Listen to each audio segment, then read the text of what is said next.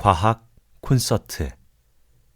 낭독 성우 공준호. 제1악장 매우 빠르고 경쾌하게. 웃음의 사회학. 토크쇼 방청객들은 왜 모두 여자일까? 1962년 동아프리카 탄자니아에서 매우 이상한 사건이 발생했다. 기숙학교에 다니던 12살에서 18살의 여학생들이 전염병에 걸린 것이다. 아프리카에서 전염병 발병은 그다지 새로울 것도 없지만 이번엔 달랐다. 이 병의 증세는 웃음을 참을 수 없다는 것. 한 번 터지기 시작한 웃음은 짧게는 몇 분에서 길게는 몇 시간 동안 그칠 줄 몰랐고 아무리 애를 써도 이 웃음을 막을 순 없었다. 더욱 황당무계한 것은 이 병적 웃음이 옆 사람들에게까지 전염된다는 사실이었다. 그해 1월 30일 3명의 여학생에게서 처음 시작된 이 병은 순식간에 98명의 여학생들을 걷잡을 수 없는 웃음바다로 몰아넣었고 증세는 더욱 심각해져 2달 반 만에 학교 문을 닫아야만 하는 사태에 이르게 됐다.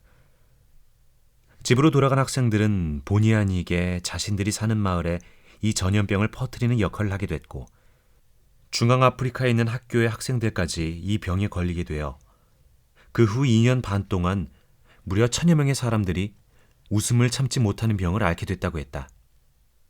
증세는 무려 6개월 동안 지속되는 경우도 있었다.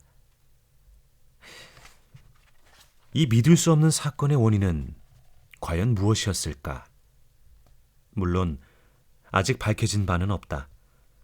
그러나 신경과학자들은 이 사건이 웃음도 전염된다는 우리의 일상적인 경험과 어떤 관련이 있을 것으로 보고 있다. 우리는 일상적인 대화에서 종종 다른 사람이 웃으면 나도 따라 웃게 되는 것을 경험한다. TV 시트콤에서 재미있을 만한 장면에 녹음된 웃음소리를 삽입하는 것도 이를 통해 시청자들의 웃음을 유도하기 위해서다. 녹음된 웃음소리를 최초로 사용한 시트콤은 1950년 9월 9일 저녁 7시에 방송됐던 행크 메쿤 쇼로 알려져 있다. 그 전까지 시트콤은 주로 방청객 앞에서 생방송으로 진행됐기 때문에 자연스럽게 웃음도 터져나오고 간간히 박수갈채를 받기도 했는데 이 시트콤의 경우 방청객 없이 녹화로 진행하게 되자 분위기가 썰렁할까봐 녹음된 웃음소리를 사용하게 됐다고 한다. 어떤 신경과학자들은 타인이 웃으면 따라 웃게 되는 것은 우리의 뇌에 웃음소리에만 반응하는 웃음 감지 영역이 있기 때문이라고 주장한다. 그들은 청각 신호를 담당하는 뇌 영역 어딘가에 이러한 부분이 있을 것으로 추정하면서 다른 사람이 하품할 때 덩달아 하품하게 되는 것도 시각 영역 어딘가에 하품하는 모습에만 반응하는 뇌 영역이 존재하기 때문이라고 주장한다. 그들의 가설에 따르면 다른 사람의 웃음소리를 들으면 나의 웃음 감지 영역이 흥분하게 되고 이 신호는 웃음 발생 영역으로 전달돼 결국 나 역시 웃게 된다는 것이다. 아직은 믿거나 말거나지만 말이다. 아닌 게 아니라 실제로 1998년 2월 인간의 웃음을 유발하는 뇌의 영역이 존재한다는 연구 결과가 네이처에 발표돼 화제가 됐다. AK라 불리는 16살 소녀는 간질 수술을 받기 위해 미국 캘리포니아 주립대학 병원에 입원했다. 이착 프리드 박사와 그의 동료 신경외과 의사들은 간질 발작을 일으키는 부위를 찾기 위해 AK의 두뇌골을 연 후 대뇌 피질에 전극을 부착해 미약한 전기 자극을 가했다. 흥미롭게도 89개의 전극 중 뇌의 왼쪽 앞부분인 좌전두엽에 있는 대뇌이랑에 위치한 전극에 전류를 흐르게 하자 AK가 갑자기 웃기 시작했다. 전극을 삽입한 채 두개골을 봉합한 뒤 전기자극 실험은 계속됐다. 그녀는 그 부분을 자극할 때마다 웃음을 참지 못했다. 이착 프리드 박사와 그 동료들은 이 연구 결과를 네이처에 발표하면서 아마도 그들이 AK의 웃음을 유발하는 신경회로에 전기 자극을 가한 것 같다고 추측했다. 재미있는 것은 전기 자극을 가할 때마다 웃는 그녀에게 왜 웃냐고 물으면 뭔가 재밌는 생각이 떠올랐다고 대답하는데, 구체적으로 말해달라고 하면 그제야 재밌는 생각을 만들어내곤 했다. 전기 자극을 줄 때마다 재미있는 생각의 내용은 매번 달랐지만 실제로 그녀가 그 생각 때문에 웃은 것은 아니었다. 사람들은 보통 재미있는 생각이 떠오르면 웃지만 그녀는 웃고 나서 재미있는 생각을 만들어내는 것이었다. 로체스터 의대 신경방사선과 딘 시바타 교수 연구팀은 2000년 11월 시카고에서 열린 미국 방사선협회 연례학회에서 기능형 핵자기 공명 영상을 이용해 뇌의 어떤 부분이 웃음에 관여하는지 촬영했다고 발표했다. 연구팀은 13명의 피험자들에게 웃은 이야기나 만화를 보여줄 때, 그리고 다른 사람의 웃음소리를 녹음한 테이프를 들려주었을 때 뇌가 어떤 반응을 보이는지 기능형 핵자기 공명 영상으로 촬영했다. 그 결과 웃을 때 오른쪽 이마 뒤쪽에 있는 뇌의 전두엽 하단이 활발하게 활동한다는 사실을 알아냈다. 실제로 뇌출혈 등으로 이 영역이 손상된 사람들은 유머를 이해하고 웃는 능력을 잃어버렸다고 한다. 그들이 발견한 웃음 유발 중추는 이착 프리드 박사의 연구 결과와도 일맥상통하는 내용이었다. 그들의 연구 결과에서 공통적으로 웃음 유발 영역으로 지목된 전두엽은 사회적 행동이나 감정적 판단, 의사소통 등을 관장하는 영역으로서 고등동물일수록 발달한 영역이다. 시바타 박사에 따르면 우울증 환자들은 전두엽 하단이 정상적으로 반응하지 않는다고 한다. 미국 캘리포니아 의대 폴 레크먼 박사는 입꼬리를 위로 올리고 억지로라도 웃는 신용을 하면 기분이 좋아질 수 있다는 것을 실험적으로 보였다. 그가 주장한 대로라면 인위적으로 특정한 감정을 만들어내면 몸도 거기에 따른 생리적 변화를 보인다는 것이다. 일례로 슬픈 역할을 오랫동안 맡은 배우는 실제로도 우울증에 걸릴 위험이 높다고 한다. 세상에서 가장 심하게 고통받는 동물이 웃음을 발명했다고 말한 니체의 말처럼 인간은 행복해서 웃는 것이 아니라 웃기 때문에 행복한 것이었다. 위에서 본 바와 같이 웃음을 생리학적인 관점에서 연구하는 이른바 웃음 생리학은 위에서 본 바와 같이 웃음을 생리학적인 관점에서 연구하는 이른바 웃음 생리학은 웃음을 유머나 간지럼 혹은 재미있는 상황이나 행동에 대해 인간이 보이는 즉각적이고 생리적인 반응으로 간주한다. 그러나 그것이 웃음의 모든 것을 설명해 주진 못한다. 실제로 우리가 일주일 동안 우는 횟수를 조사해보면 그 중에서 유머나 재미있는 상황 때문에 웃음이 터지는 경우는 10에서 20%밖에 안 되기 때문이다.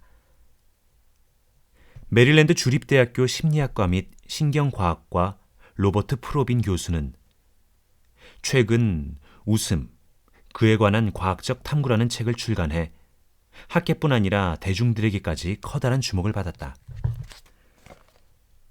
이 책은 지금까지 나온 웃음에 관한 책 중에서 가장 광범위한 주제들을 다루고 있으면서도 체계적이고 과학적인 접근이 돋보이는 책으로 평가받고 있다.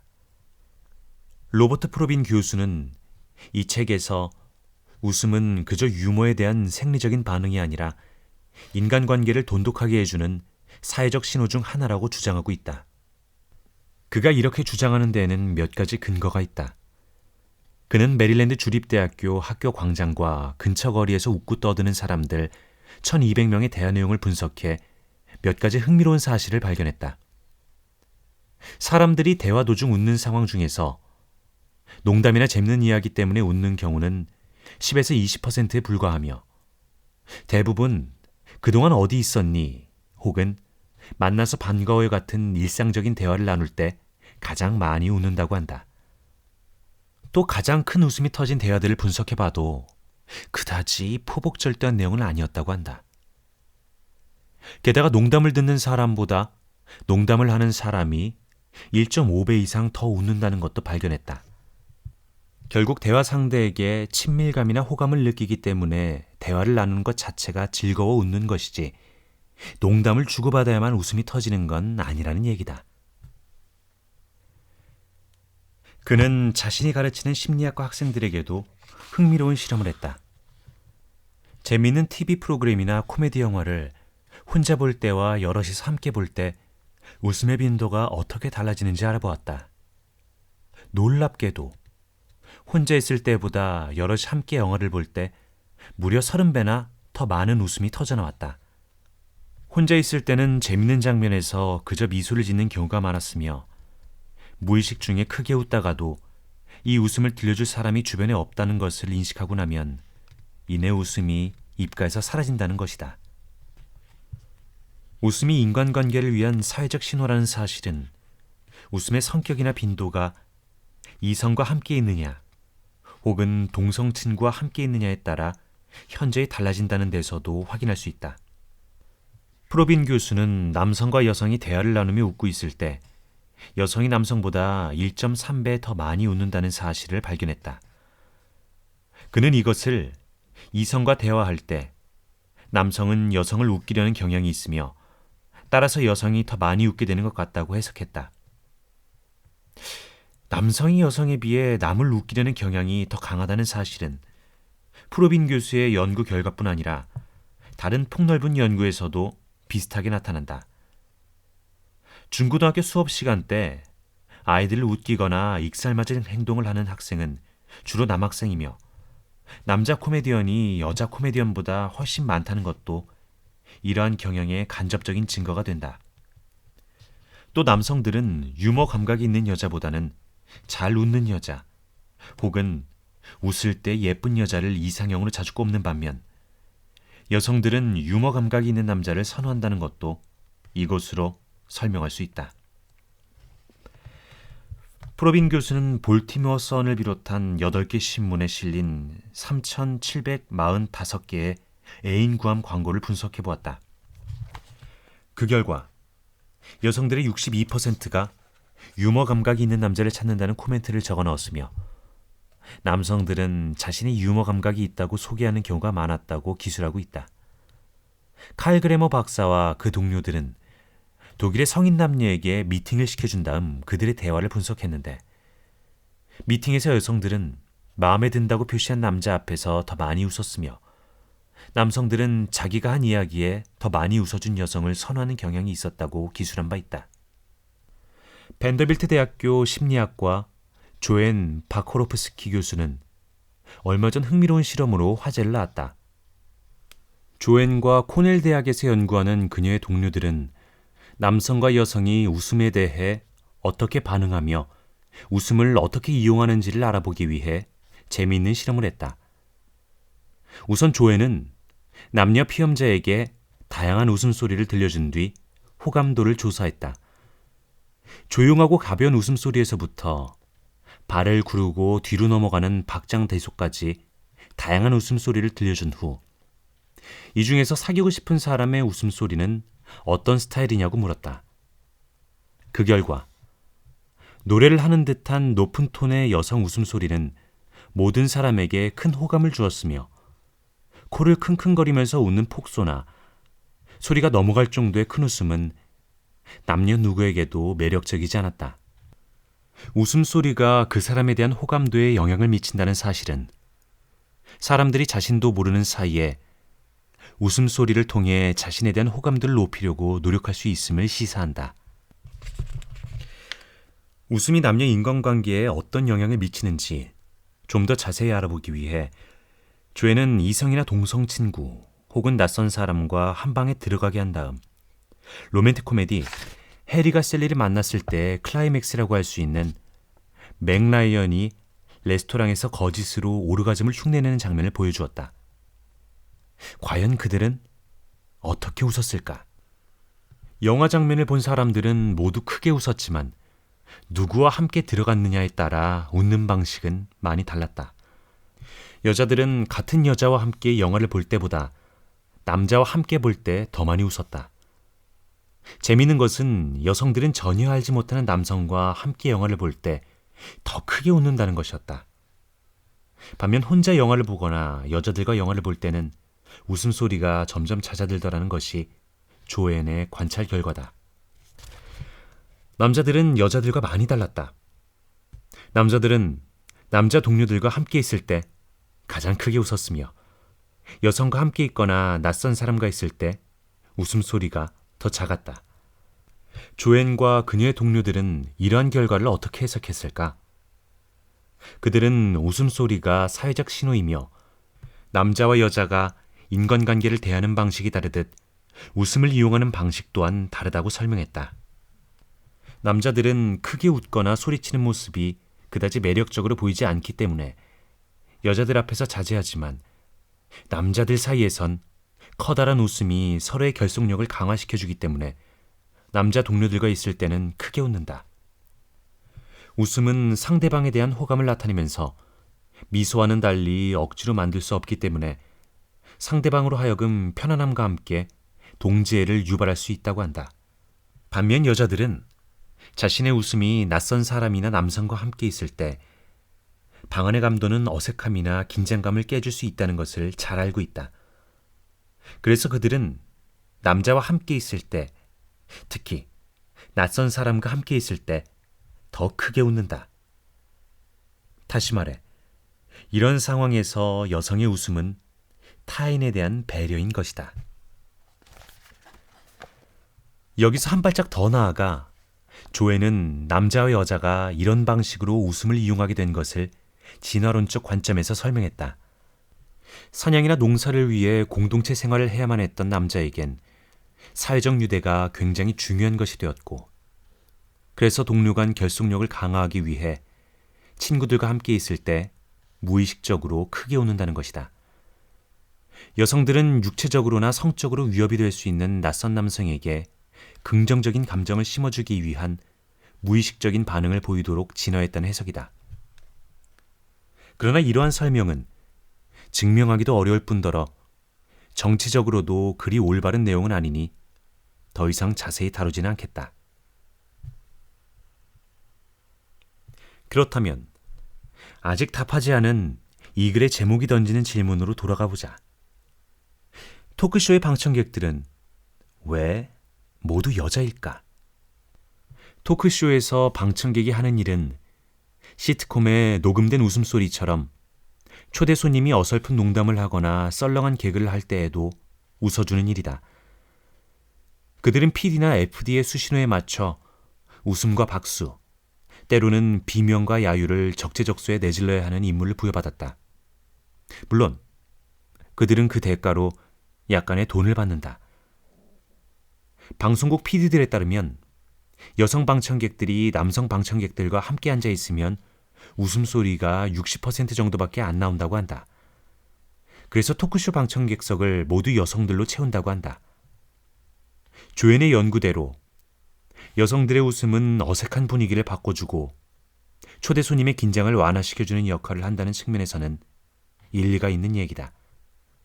그러나 여성 방청객이 남성 방청객들과 함께 있으면 웃음소리가 작아진다고? 그것도 낯선 남자들과 함께인데도? 그건 기존의 연구 결과와 크게 다르지 않은가? 도대체 왜 그럴까? 그것은 방청객들의 웃음이 자연스러운 진짜 웃음이 아니라 맥라이언의 오르가즘처럼 가짜 웃음이기 때문이다. 60%밖에 안 나온다는 바로 그 웃음소리가 사실은 진짜 웃음소리이며 그 웃음소리는 어쩌면 평소 그들이 집에서 웃을 때보다 더 큰 소리일지도 모른다. 그러나 PD나 FD들은 이에 만족하지 않고 더 큰 웃음을 얻기 위해 그들에게서 나머지 40%의 웃음소리를 돈 주고 산다. 방청객들의 웃음소리는 신호에 따라 터지고 대가가 지불되는 사회적 약속이라는 점에서 진짜 사회적 신호다.